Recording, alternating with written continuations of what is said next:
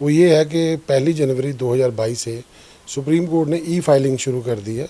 उसमें आपको hard copy जो है वो फाइल नहीं करनी पड़ेगी। अब आप स्कैन करके अपना केस फाइल कर सकते हो सुप्रीम कोर्ट में। आए हैं वो पाकिस्तान से आए हैं, वो बांग्लादेश से आए हैं, वो हमारे ही सपूत हैं, वो हमारे ही बच्चे हैं। चाहे वो पंजाब से हैं, राजस्थान से हैं, हिमाचल से हैं, गुजरात से हैं, मध्य प्रदेश यूपी से हैं, कहीं से भी हैं। वो बीएसएफ के जवान जो हैं वो भारतीय हैं। जय हिंद जय भारत। दोस्तों, आप देख रहे हैं लाइव भारत। मैं हूं आपका दोस्त सफ़र शुक्ला। आज हम आए हैं और ऐसे शख्सियत से मिलाएंगे, और ये शख्सियत हैं सुप्रीम कोर्ट के अधिवक्ता हैं संदीप गोरसी जी, और अमृतसर से भी जुड़े हैं। वकालत इन्होंने यहाँ से शुरू की और राजनीतिक सफ़र भी इनका रहा है। और ये पंजाब लीगल कांग्रेस के ये चेयरमैन भी रहे, इन्होंने इस्तीफ़ा दे दिया था, और ये सलाहकार भी रहे हैं। और सबसे बड़ी बात है कि बीएसएफ का मामला है, बीएसएफ का मामला है सीमा सुरक्षा बल का मामला है। तो हम सीमा और सुरक्षा बल पर हम आज फोकस करेंगे, और फोकस करेंगे यहाँ पे डिप्टी सीएम आए थे, उन्होंने बयान दिया है, उस बयान पर भी फोकस करेंगे। और फोकस करेंगे हम किसानों के आंदोलन में हुई एक ऐसी हत्या की जो तालिबान कम से कम फॉलोअर की तरह उनकी हत्या जो हुई, उस पर भी फोकस करेंगे। पंजाब की राजनीति पर भी फोकस करेंगे। लेकिन सबसे पहले हम आपको एक गुड न्यूज़ बताते हैं, और ये गुड न्यूज़ है सुप्रीम कोर्ट का एक ऐसा फैसला आया है कि अब वकील फाइल लेकर सुप्रीम कोर्ट जाते नहीं दिखेंगे, लैपटॉप लेकर जाते बशर्ते दिख जाएं। तो पहले हम खुशखबरी के साथ हैं। पहले आपका बहुत बहुत स्वागत है संदीप गोरसी जी हमारे स्पेशल प्रोग्राम में। पहले तो ये जो सुप्रीम कोर्ट का अभी कल फैसला आया जो आप हमें अभी बता रहे थे, वो क्या फैसला हमारे दर्शकों को बता दें, फिर हम बीएसएफ के मामले को लेकर आपसे बातचीत करते हैं। सफ़र जी, सबसे पहले तो मैं आपका स्वागत करता हूं। और दूसरी बात ये है कि जैसे आपने कहा कि सुप्रीम कोर्ट का जो फैसला आया है वो ये है कि 1 जनवरी 2022 से सुप्रीम कोर्ट ने ई फाइलिंग शुरू कर दी है। उसमें आपको हार्ड कॉपी जो है वो फाइल नहीं करनी पड़ेगी। अब आप स्कैन करके अपना केस फाइल कर सकते हो सुप्रीम कोर्ट में। मतलब एक आगे की उड़ान है, एक अगली उड़ान है। आप कह सकते हो भविष्य में जैसे आगे आगे जैसे चेंजेस आ रहे हैं फ्यूचर में, तो कागज़ की जो यूसेज है वो कम हो जाएगी। चलिए, ये तो खुशखबरी वाली खबर थी। और दूसरी खबर हम बीएसएफ की बात करते हैं। 15 किलोमीटर से 50 किलोमीटर दायरे को लेकर अब सियासत होने लगी है कांग्रेस में, और कांग्रेस के तरफ से बयान है। श्रोमणी अकाली दल के तरफ से विक्रमजीत सिंह मजीठिया का भी बयान आ गया है कि ये जो दायरा बढ़ाया गया ये गलत कदम है। और यहाँ तक कि सोशल मीडिया की बात करें तो डिप्टी सीएम जो है SS रंधावा, इन्होंने बयान ऐसे भी दिए हैं जो काफ़ी सोशल मीडिया पर चल रहे हैं। तो कहने का मतलब ये है कि बीएसएफ बढ़ाने के दायरे में हम ज़्यादा सुरक्षित हो गए हैं, या हम क्यों विरोध क्यों हो रहा है? 12 राज्यों में ये लागू हुआ है और 2 राज्य विरोध कर रहे हैं, पश्चिमी बंगाल और पंजाब। देखिए सफ़र जी, मैं इस बारे में ये कहना चाहूँगा कि देश की सुरक्षा का मामला है और देश की सीमा की सुरक्षा का मामला है। इसमें राजनीतिक पार्टियों को चाहिए कि राजनीति ना करें। और मैं ये बात जो कह रहा हूँ किसी पार्टी विशेष की ओर से नहीं कह रहा हूँ, ना तो मैं किसी केंद्रीय पार्टी का सपोर्टर हूँ और ना ही मैं किसी के हक में कहना चाहता हूँ। मैं तो देश की जहाँ सीमा की सुरक्षा की बात है उसकी बात करना चाहता हूँ कि बीएसएफ का जो दायरा केंद्र सरकार ने बढ़ाया है, पंजाब में वो 15 किलोमीटर से 50 किलोमीटर हो गया। वो मैं आपको बता दूँ, वो स्पेसिफिकली पंजाब के लिए उन्होंने 50 किलोमीटर नहीं किया। ऑल ओवर इंडिया में जहाँ जहाँ बीएसएफ तैनात है, जहाँ जहाँ सीमा सुरक्षा प्रहरी खड़े हैं, उनको उन्होंने 50 किलोमीटर का एक एहसास दे दिया है। और वो एक स्टेट के लिए नहीं, वो पूरे हिंदुस्तान में जहाँ जहाँ हमारी सीमा है उनके लिए ये कानून लागू होगा। कहते हैं मामला जब गड़बड़ होता है बीएसएफ बुलाई जाती है। ऐसे बच्चे भी कहते हैं कि बीएसएफ तभी आती है जब मामला गड़बड़ हो रही बात देश की अखंडता की, सिक्योरिटी की बात, तो मैं समझता हूं कि आम लोगों को कोई परेशानी है इससे। देखो जी, परेशानी तो पुलिस से चोर को होती है। आम आदमी जो है, शरीफ आदमी, उसको चाहे आप पंजाब पुलिस लगा दो, चाहे ITBP लगा दो, चाहे BSF लगा दो, चाहे आर्मी लगा दो, कोई लगा दो, चाहे CRP लगा दो, आम आदमी को इससे कोई लेना देना नहीं होता। जो लॉ अबाइडिंग सिटीजन है उसको तो कोई एतराज़ नहीं होता। और जहाँ तक मैं ये समझता हूँ कि जो पंजाब के मौजूदा हालात हैं, जो पहले 10 साल भी सरकार रही है श्रोमणी अकाली दल और भारतीय जनता पार्टी की, अब कांग्रेस की सरकार 4.5 साल से चल रही है, तो आपने देखा होगा सफ़र जी, ये 2 डेकेड्स जो निकले हैं, इसमें पंजाब एक नशे की दलदल में फंसा है। और नशे की दलदल इतनी थी कि ड्रग्स जितनी भी थी वो पाकिस्तान के बॉर्डर के ज़रिए यहाँ पे ड्रग्स आई। अगर इधर से नहीं आई तो पठानकोट के बॉर्डर से आ गई, या मतलब किसी भी बॉर्डर से आप कह लो। अगर उधर से नहीं आई तो दिल्ली बाया दिल्ली आ गई। सो मतलब पंजाब जो है वो टारगेट रहा है नशे के कारोबारियों का, और मेन मंडी रहा है, आप कह लो अंतर्राष्ट्रीय मंडी के रूप में उभर के सामने आया है। सो केंद्र सरकार का ये जो फैसला है कि बीएसएफ को 50 किलोमीटर का सेस देना कोई बुरी बात नहीं है। और मैं कहता हूँ एक भारतीय होने के नाते, असली देशभक्त होने के नाते हमें अपने सुरक्षा बलों को डिमोरलाइज नहीं करना चाहिए। हमें बीएसएफ के खिलाफ नहीं बोलना चाहिए। हमें उनका सहयोग करना चाहिए। जो बीएसएफ में जवान हैं, आप बताओ वो कहाँ से आए हैं? वो रशिया से आए हैं, वो पाकिस्तान से आए हैं, वो बांग्लादेश से आए हैं। वो हमारे ही सपूत हैं, वो हमारे ही बच्चे हैं।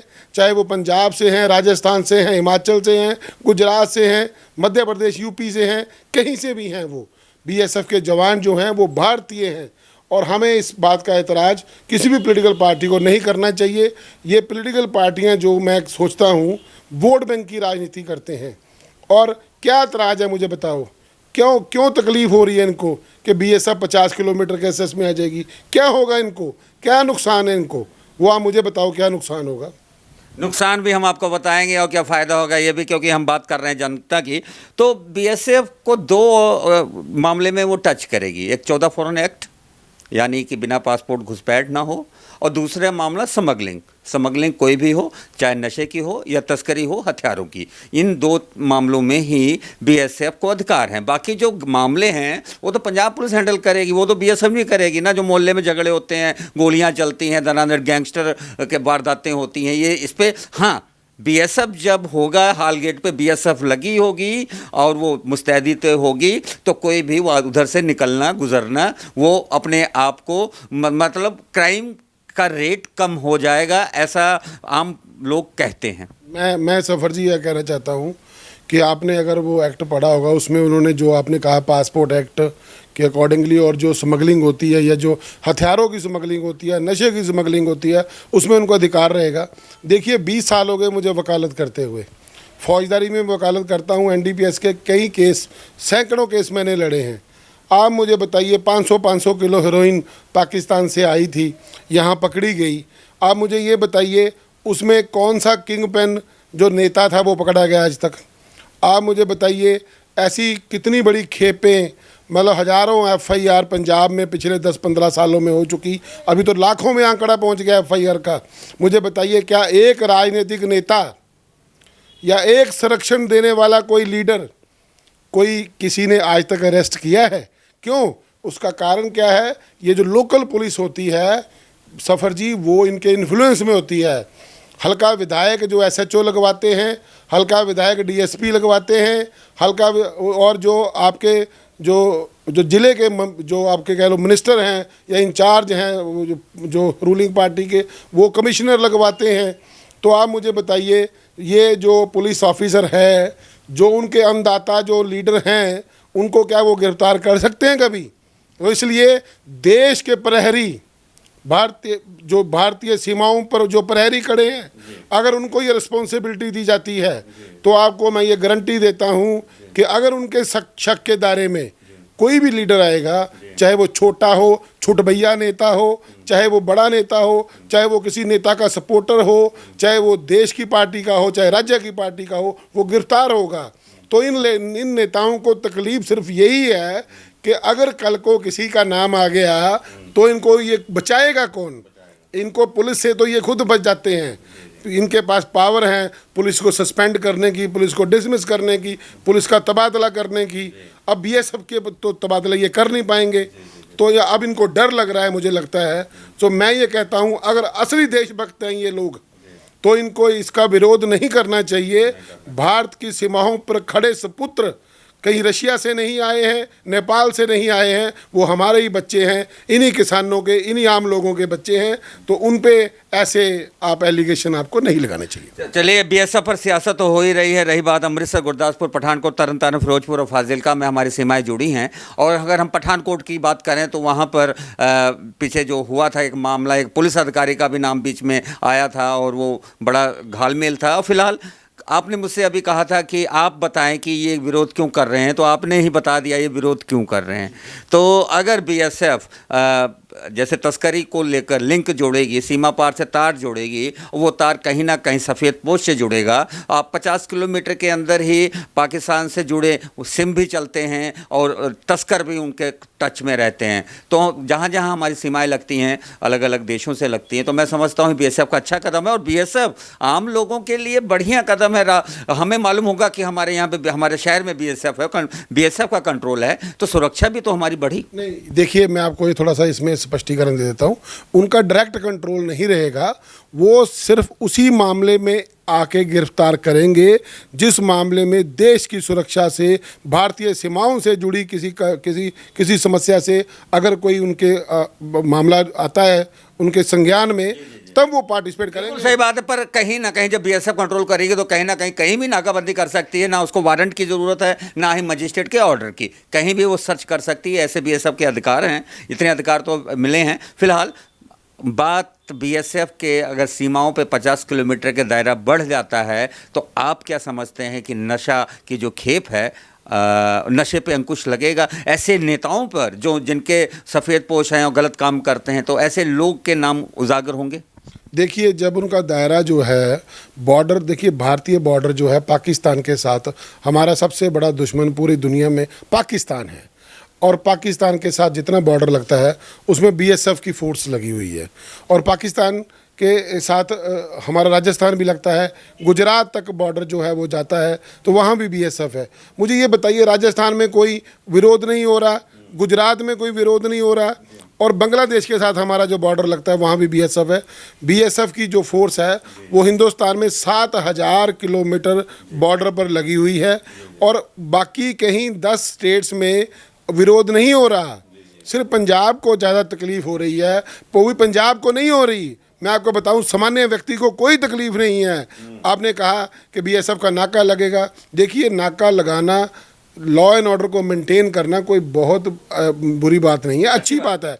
और देखिए, आपने पीछे हालात देखे हैं, हमारी जो पुलिस है वो गैंगस्टर के आगे इतनी बेबस है, जेलों से गैंगस्टर भाग गए, पाकिस्तान से तार जुड़े रहे, और ये क्योंकि बीएसएफ के हाथ बंधे होते हैं, उनका दायरा 10-15 किलोमीटर में था, तो वो उसमें पार्टिसिपेट नहीं कर सकते थे।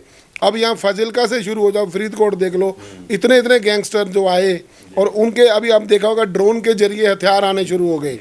देखो सफर जी, ड्रोन के जरिए हथियार आ रहे हैं, वो 50 किलोमीटर के दायरे में आ गए, पुलिस के दायरे में आ गए। बीएसएफ का रोल ख़त्म कर दिया था पहले। तो मैं कहता हूँ, बेशक भारतीय सरकार ने अगर ये फैसला लिया है तो देश हित में लिया है, और हमें इसका स्वागत करना चाहिए।